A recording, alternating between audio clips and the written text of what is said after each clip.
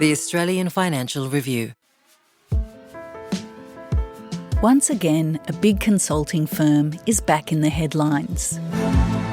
It's been revealed that Deloitte used artificial intelligence to prepare a report. But it turns out Deloitte used AI to produce the report, causing the mistakes. Not since the PwC tax leak scandal has the industry generated so much outrage. Poor quality work, poor value for money, and the kinds of things that Australians should not be putting up with, and our government should have much higher standards around. Deloitte's error-riddled government report has reignited debate about spending on consultants. But it's also a warning of the pitfalls of AI for users big and small. AI is a great tool, very, very useful at certain things. But I think what this has done is put everyone on notice. You got to double, triple, quadruple check the output. It doesn't know what it's doing, it's just a machine. Welcome to The Fin. I'm Lisa Murray. This week, professional services editor Edmund Tadros and New South Wales political correspondent Paul Karp on Deloitte Stuff Up, why it became a global story and what it means for the way we use and value AI. It's Thursday, October 23.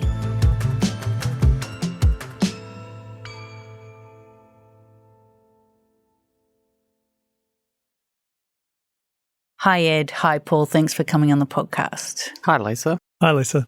Paul, you were the first to break this story and throw a spotlight on the AI errors in the now infamous Deloitte report. How did you first come across the story? It was the 22nd of August, and Chris Rudge, a welfare academic from the University of Sydney, called up to alert me to the fact that a major report by Deloitte was chock full of errors. And so I just continued to study the footnotes, and they just continued 1, 2, 3, 4. In the end, there were more than 20 mistakes. Rudge said the errors had all the hallmarks of AI hallucination. No such paragraphs exist. And then there's a quote here of 4 or 5 lines, which is completely fictitious. Supposedly academic sources that in fact didn't exist, titles that didn't exist, errors of citation including, wrong journal and year. I think it's a breach of integrity, a breach of trust. It was shocking because it was such an important report, because it was meant to provide a pathway to fix a problem in the government's system of penalising welfare recipients when they didn't meet the rules of their payment. And so did you ring Deloitte? Deloitte did not deny that they used artificial intelligence, which for a reporter is a huge green light to keep going because it was quite clear that AI was involved. What they said, though, was that they stood by the content of the report and its conclusions and recommendations, and all that had happened was just some errors of citations and references, and they would supply a list of correct references that backed up the text of the report. Mm-hmm. So after a few days of them saying, we'll fix it up, it's just a few boo-boos here and there, came an even bigger error, which is the fact that the text of the report included a quote from one of the leading cases on robo-debt, and the quote was made up. The judge never said it, and they even misspelled the judge's name. The errors were starting to pile up in a way that made it not just very unlikely that a human would make an error like that, but impossible. So, Ed, how did Deloitte come to be working on this report, and how much were they paid to do it? What the department needed, so this is the Department of Employment and Workplace Relations, was someone to look at their computer code to work out if that automated system worked as intended. They put a tender out and the decision was made to hire Deloitte. They had the external expertise. They got the contract started in November 2024. It was a roughly $440,000 contract. They extended the contract twice, did a third change to add some people in, and delivered the report in July. And that report basically found that the system wasn't working as intended and that you couldn't guarantee that it was following the law either. And so for about 6 weeks, the department effectively accepted the recommendations. There's dozens of recommendations, and was saying that it was starting to put these recommendations into place. So for 6 weeks, everyone was quite happy with the report. And the first they know there could be a problem with it is when Paul rings up and makes an inquiry on August 22nd. And so Paul's stories come out How did Deloitte respond? Did they rush to correct the report? Did they upload a revised report? No, they supplied an alternative list of references, not on record, but, indicative of, there will be something to fill the gap when we correct it.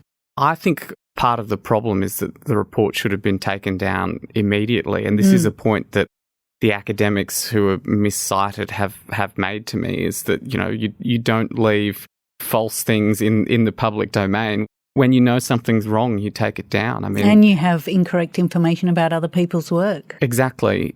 So it was more than a month before it was corrected. The department was clear that that's what was going to happen, that they were going to republish it at some point. They got the new version on the 26th of September, and then finally on Friday, the 3rd of October, late in the afternoon, just before a long weekend, was republished. Is that like put out the rubbish day? Yes. I think so, but I take them on face value. It took them about a week to work out if they were happy with the revised report, then they put it up. And so what was different? The fake articles were gone. The fake judge's quote was gone, and that section was rewritten.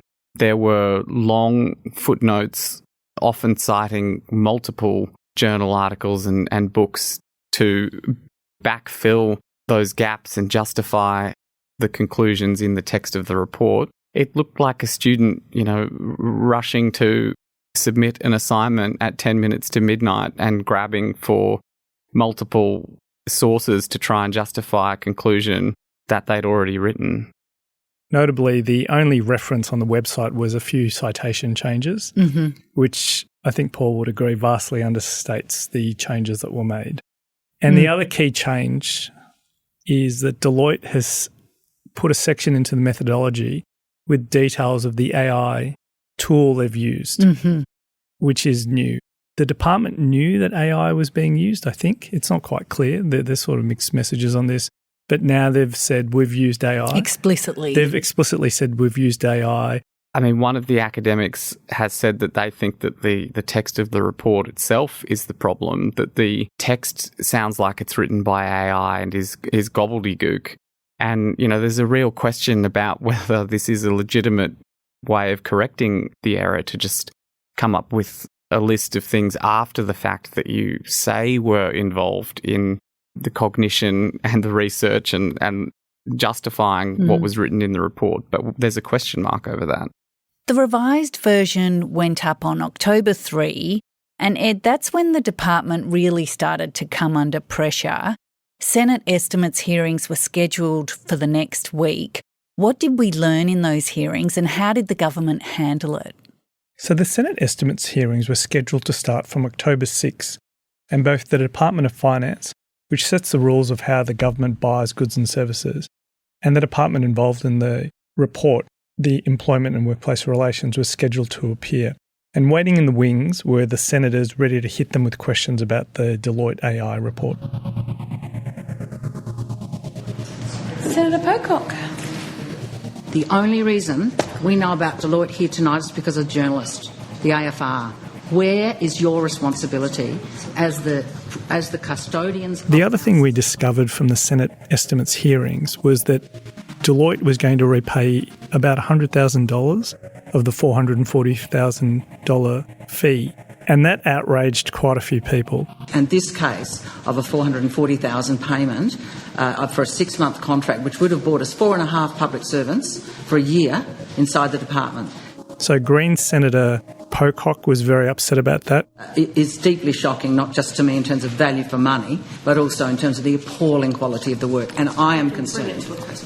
Also upset was Labor Senator Deborah O'Neill. She, along with Senator Pocock, were at the forefront of uncovering the PwC tax leak scandal, and they both had the same view.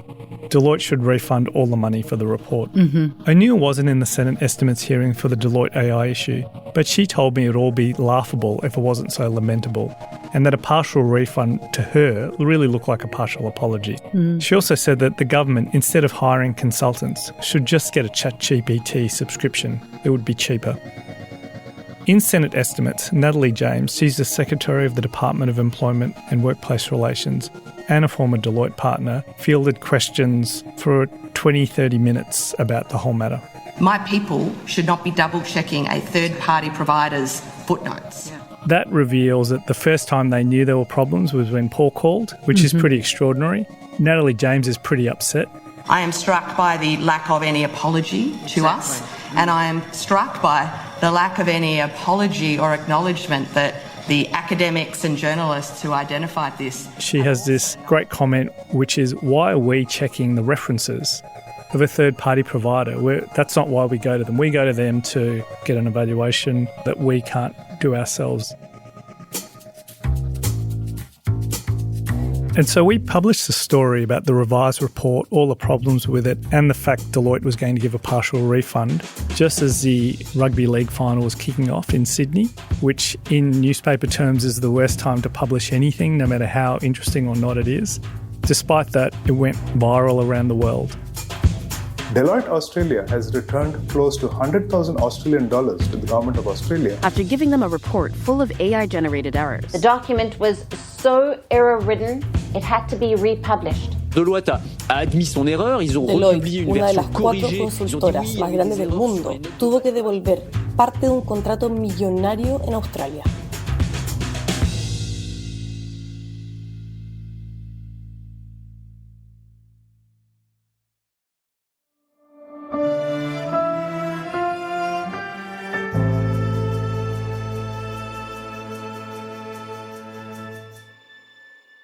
We're talking about a story the Financial Review broke back in August when consulting giant Deloitte delivered a report to the government that was full of errors, with AI suspected as the culprit. This was always going to be a big story in Australia, but Ed, why did it go global? Look, there was something about the story. I think it just plays into this fear about AI. There's a lot of talk about AI replacing entire occupations, entire industries.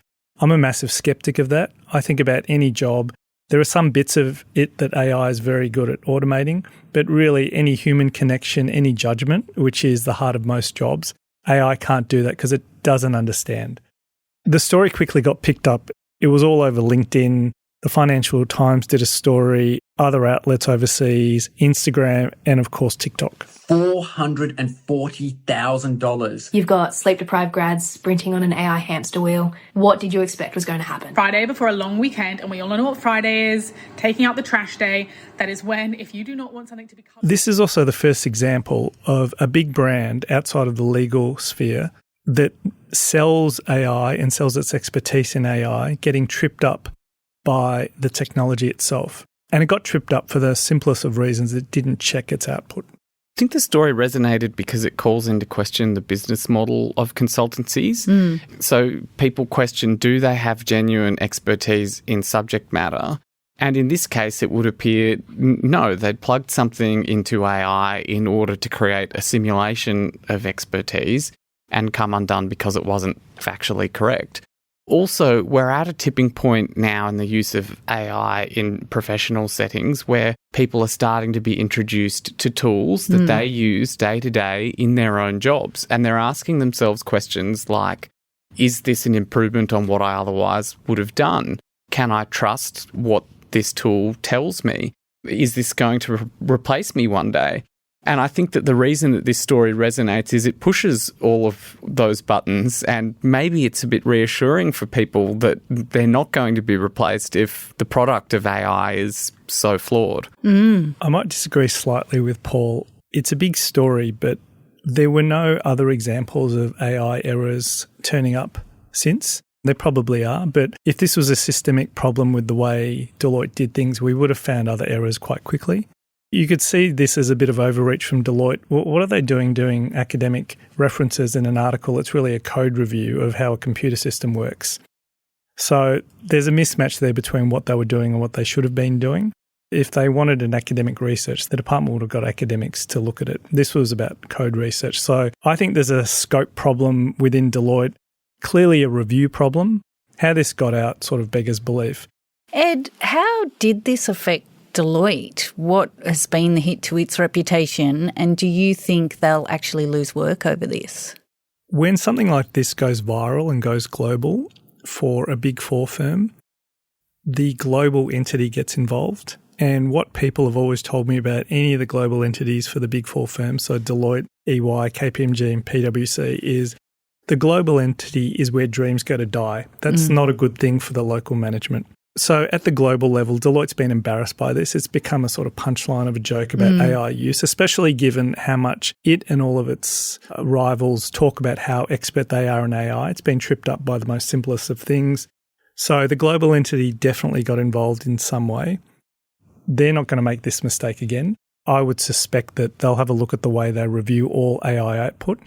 I don't think this affects Deloitte. It's a bloody nose. They won't do it again. The firms all quickly rushed out and say, we always check our work.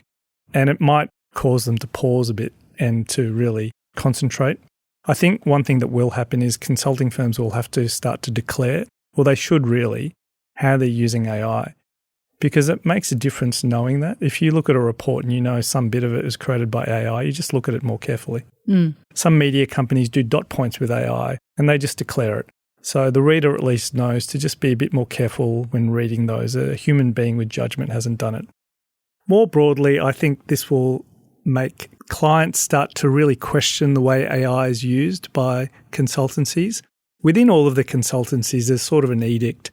We want to cut costs, and we want to cut costs by you using AI as aggressively as you can. I'm not sure if all of them have put in guardrails or sort of safety mechanisms to make sure that someone's thinking through what the unintended consequences of doing that are. The firm's come out and apologised now. I think it would need to prove to its clients, this is how we're using it, and these are the methods we're making sure to check the output. So I don't think it'll have a long-term effect, but it'll serve as a lesson that everyone remembers, I think. It's quite memorable. It's a cautionary tale summarised by one TikTok user, don't do a Deloitte. So Deloitte really did become a punchline. Paul, this comes at a time when there's intense debate about whether we're in the middle of an AI boom or an AI bubble. How do you think the Deloitte episode plays into that debate? Well, I think some business people have a very rose-tinted view about all the efficiency and productivity savings that they're going to make if the best-case scenarios about how useful AI is come to pass. We're at a point where there are very, fluffy valuations for the companies that make this technology and the computer chips that enable this technology. But a lot of the use cases for AI haven't been proven yet. So there is a potential bubble there. And I think the problem is that if you need a human always checking the product of it, you have to measure both the efficiency and productivity of it. It generates text very quickly. Keep in mind the other side of the scale, which is that you need to properly account for the time of the people that have to go through, check it, and make sure that it's not absolute nonsense. And I think that when you have a proper cost-benefit analysis that takes account of that sort of defensive work of making sure that you're not trashing your reputation by publishing something that's wrong, that's going to mean that there are uses of AI that are not worth it. And that's the sort of thing that contributes to an awakening that it's not as useful as the best-case scenario. I saw a thing on the weekend where someone was complaining about all of these AI systems meant to speed up legal work. The person was saying, look, I think all it does is add another step where I have to review the AI legal work. It would have been easier for me to do it myself.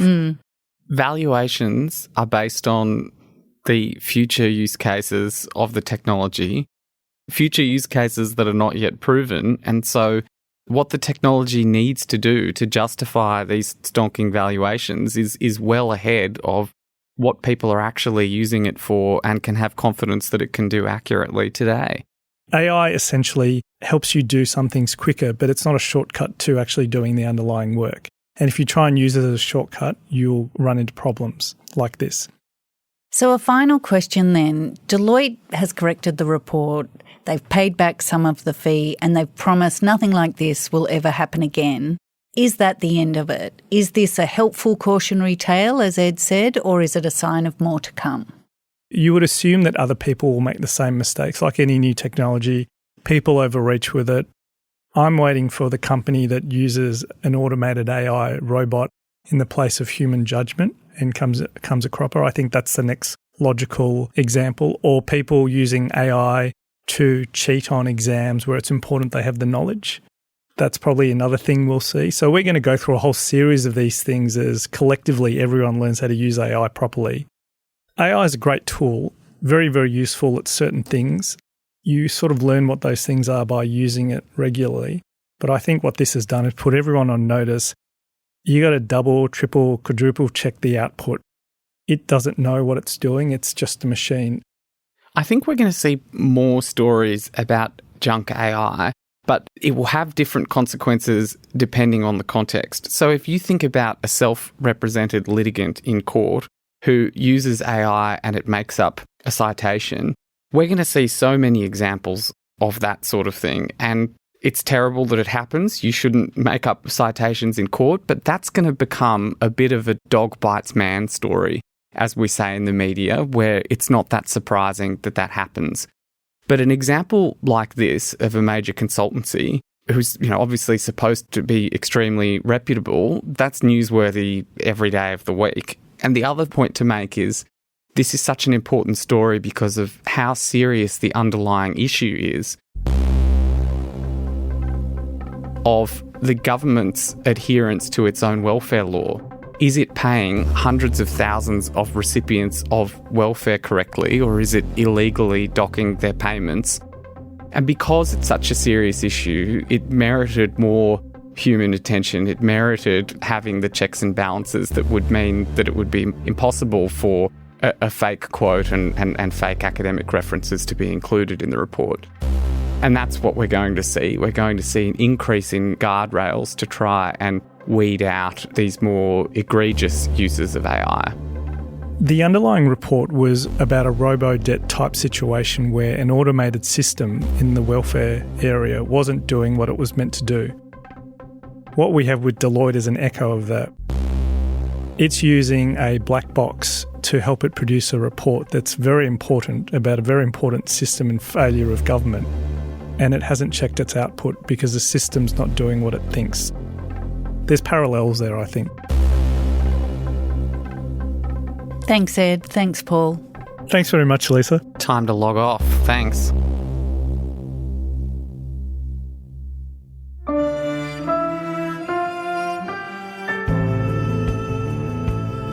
Thank you for listening to The Fin. I'm Lisa Murray, with Professional Services Editor Edmund Tadros and New South Wales political correspondent Paul Karp joining the podcast today. The Fin is produced by Alex Gow and Mandy Coulin. Fiona Buffini is head of premium content. Our theme is by Alex Gow. If you like the show and want to hear more, follow us wherever you get your podcasts and consider rating and reviewing us as it helps others find us. For more stories about markets, business and power, subscribe to the Financial Review at afr.com/subscribe. See you next week.